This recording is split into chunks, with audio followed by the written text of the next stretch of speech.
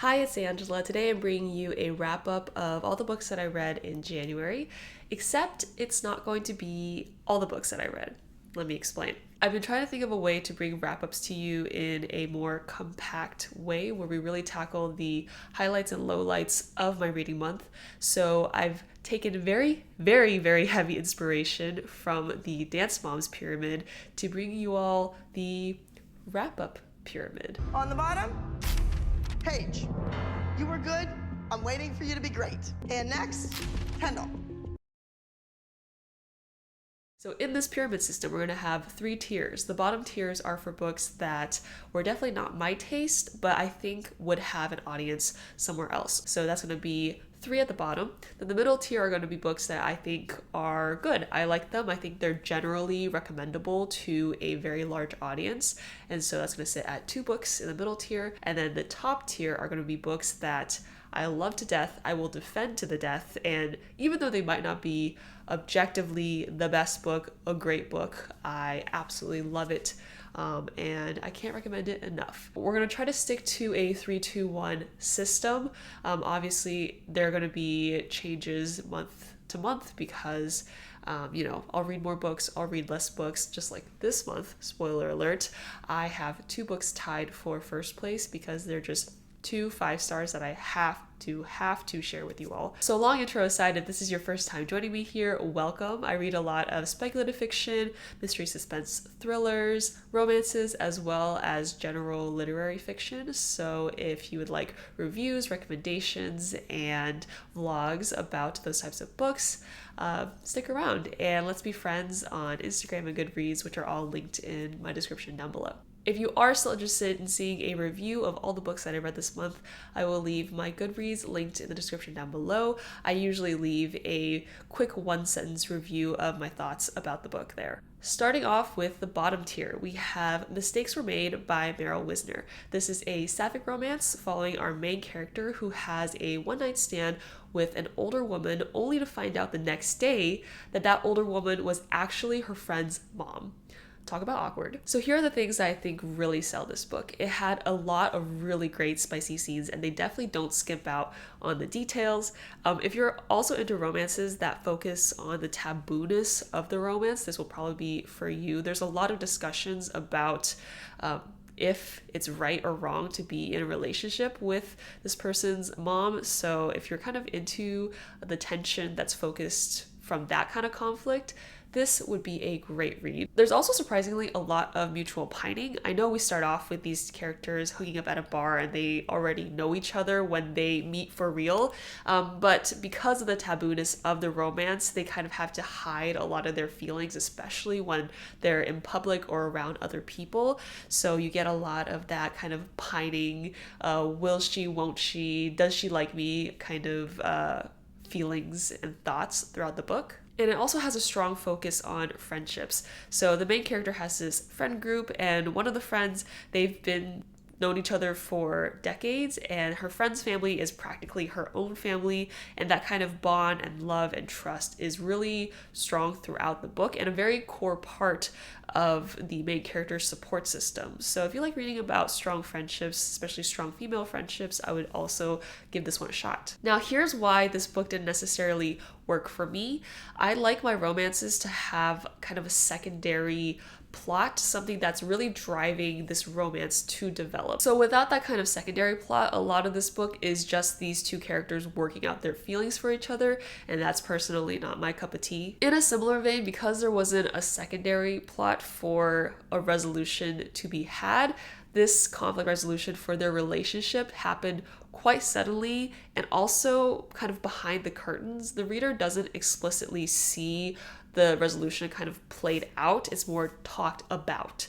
And that's not something that I really loved and I thought felt kind of sudden. So those two kind of didn't make this romance the best romance for me, but I think that there were a lot of great elements for it that would probably appeal to people looking for something that is different from your traditional romances.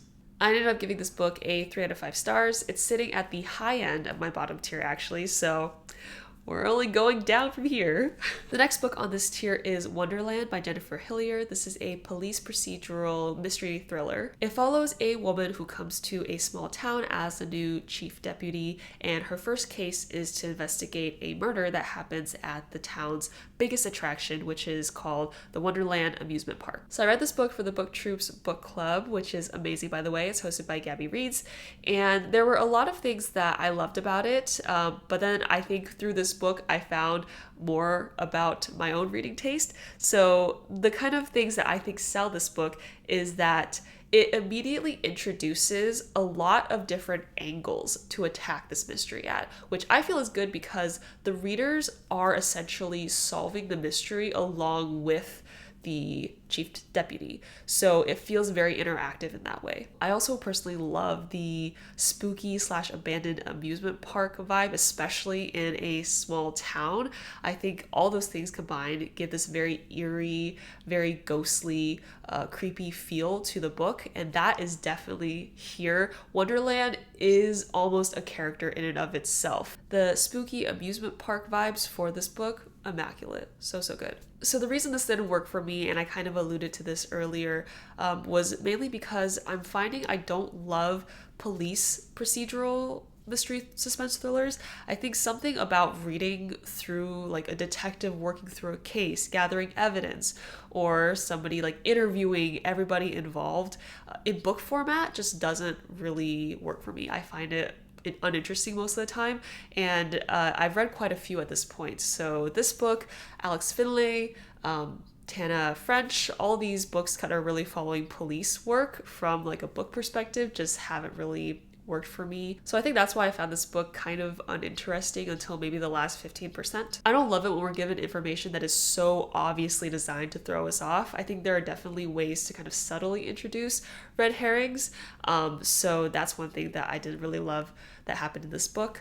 Overall, I gave it a 2 stars. I think that if you like police procedural books, this will definitely be something that's up your alley. And finally, for this tier, we have Love on the Brain by Ali Hazelwood. This is Book Talk's darling. It's a romance that is in the STEMinist romance series. So it's following women in different STEM fields, and they have a romance. So very lovely premise. This book in particular follows a neuroscientist who has to team up with her nemesis from grad school to develop this helmet for astronauts, which I find absolutely bonkers. It's so cool to read about. But yeah, it's basically a romance that forms between her and her nemesis, so enemies to lovers. So there's a few really clear reasons why I think so many people love this book and why you might love it too. This has such a fun and approachable writing style. You will absolutely fly through all of these pages. I know I did. I read it in 24 hours unknowingly, unwillingly. And a thing that I think some people could see as a negative, but I really think is a positive, is that if you are somebody who does or used to read a lot of fan fiction and you're trying to get more into traditionally published works, I feel like this is a great stepping stone into reading more traditionally published romances, because a lot of the fast-paced writing styles, kind of quirky, over-the-top characterizations, a lot of very strong, heavy emphasis on tropes in this book play to the fan fiction style of writing, and I think is a great transition from that kind of style to traditional romances or traditional published literature. So if you want that bridge, this book is a great starting point. So why this romance didn't work for me is that I don't like it when the main cause of conflict between the characters is purposeful miscommunication, or I also call it like constipated communication, where basically one or both characters have the ability and the function to express what they actually mean, or they basically have said what they mean just in a very like underhanded way, and it's like the other characters are just purposely not understanding the subtext or the context, but it's like these characters just purposely ignore every single rule about human communication, and that's something that happened a lot in this book, and I just really didn't like it. I think there was also a really strong disconnect between how much the main character stands up for herself, her worth, her work ethic, yet she always needs the love interest to like swoop in and save her, whether it be from physical harm or during work meetings. it just happens too much for it to not undermine the message that the main character is trying to sell about her being a really strong woman in STEM. And then the ending was honestly laughable, like so ridiculous. It was truly, truly laughable. I'm just gonna leave it at that. The ending was just not my favorite. I gave Love on the Brain 2 stars. I think it definitely has an audience. It's really fun, but it's not necessarily the best romance I've read this year. Now we're moving on to the middle tier. Here are the books that I think are just good generally for most people, and probably the ones that I will recommend out to people if they're looking to get back into reading. So the first book we have is Legends and Lattes by Travis Baldree. This is a cozy fantasy about an orc who has worked most of her life as basically hired muscle, and she decides that she's going to leave that life behind and open up a coffee shop. So I want to discuss some reasons why I think this book is a good recommendation for a general audience. First, I think is that it's really easy entry fantasy. You have a lot of the fantastical elements of the world that you have to get to know, like the creatures, the setting, maybe the type of language, but you don't have to understand every intricacy about the world to understand the book. So you don't have to understand the political system, every social hierarchy, every like aspect or pockets of society in this world. You don't have to understand any of that. You just have to know what is happening with the main character and the people around her. One thing I don't think I've seen people heavily emphasize about this book is that if you like HGTV, renovation shows, makeover shows, like think like House Makeovers or Queer Eye or shows like that, you would probably love this book, because not only are we building this coffee shop from scratch and we're doing a ton of genuine renovation work, we're also doing a lot of like character building work. So the main character, because of her past as a hired muscle, she has a lot of mini moments about her identity and her place in the world, and I think watching her work through that is also really heartwarming. Plus, this book is ultimate found family vibes. The main character collects friends and acquaintances. She just like always has a way of finding people and talking to them and connecting with them, and then keeping them in her circle. So I think that's something that's really lovely to see in this book, is just a great warm, cozy blanket to read, and I think would be great for most people. I gave Legends and Lattes 4 stars. And the other book on this tier is What We Don't Talk About When We Talk About Fat by Aubrey Gordon. This is the only nonfiction book in my recommendations and the only one I read this month. And it's basically exploring all the different facets of anti-fat bias through the perspective of scientific literature, through media, as well as through personal experiences. It really pokes holes into some of the innate beliefs that I think a lot of people have had at some point in their life about fat people, and asks, why do we have those beliefs and why do we still hold on to them? This book is also jam-packed. It has a ton of information from both a historical and modern perspective on kind of the evolution of fat phobia. And I think what's also great is that Aubrey Gordon is very clear-cut in what she is trying to have you get out of this book. Has like a whole list at the end of like actions that you can take to challenge these beliefs and to fight actively against anti-fat bias. And kind of on a side note, if you read this book and you happen to like it, I would really recommend you check out her podcast, Maintenance Phase.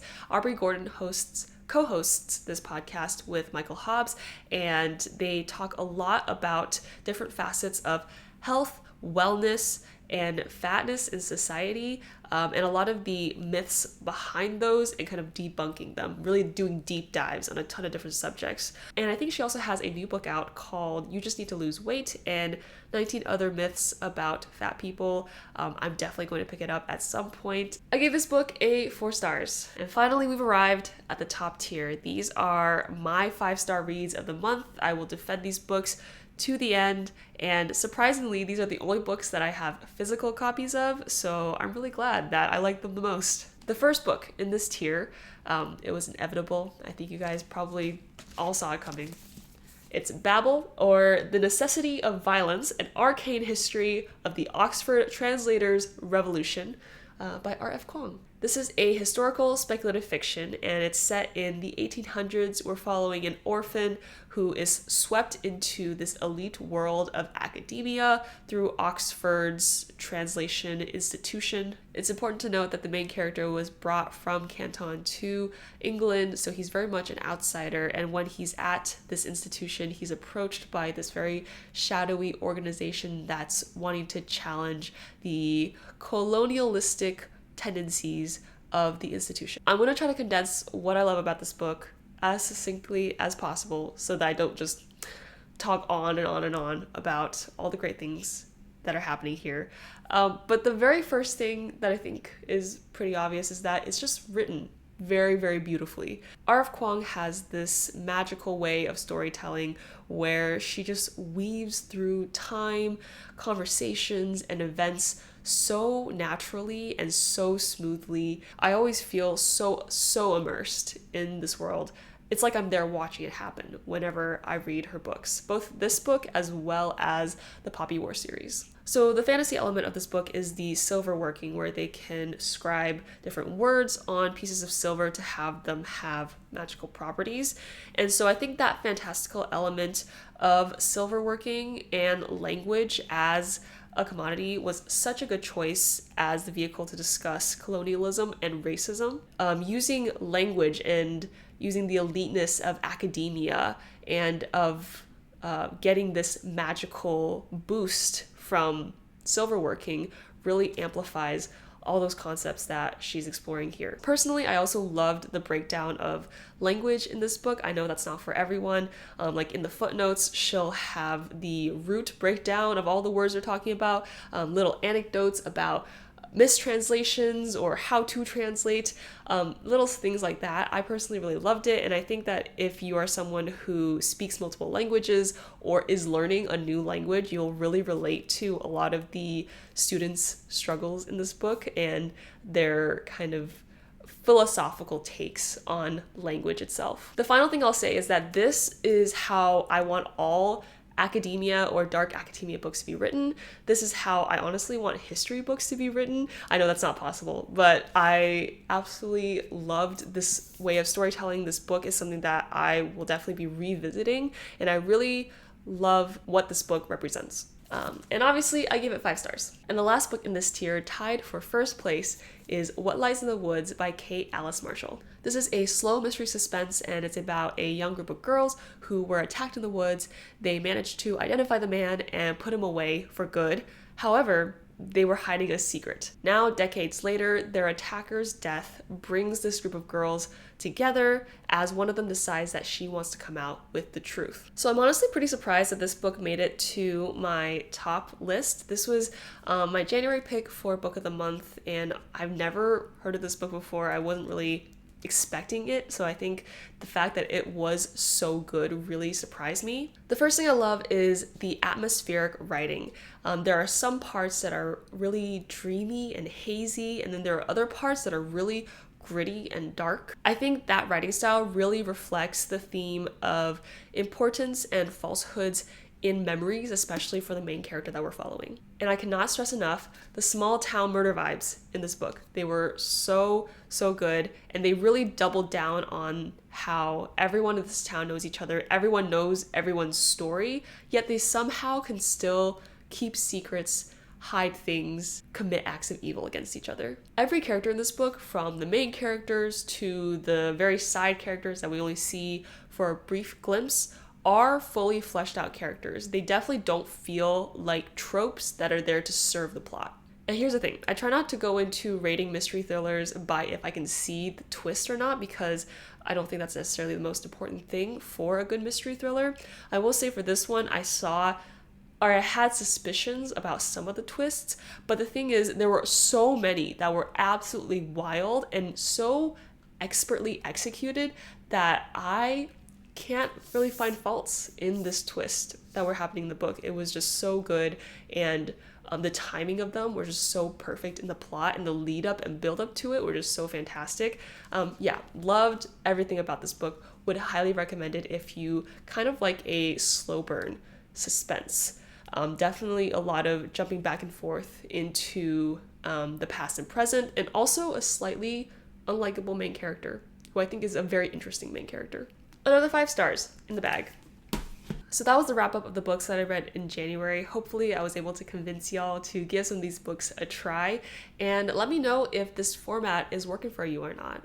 It's something kind of experimental, but let me know if y'all would prefer I just go straight through and review all of them. Thank you for watching. If you want to be friends on other places on the internet, I have my Instagram and Goodreads linked in the description down below. I would love to be friends over there as well. Thanks for sticking around. I'll see you all next time.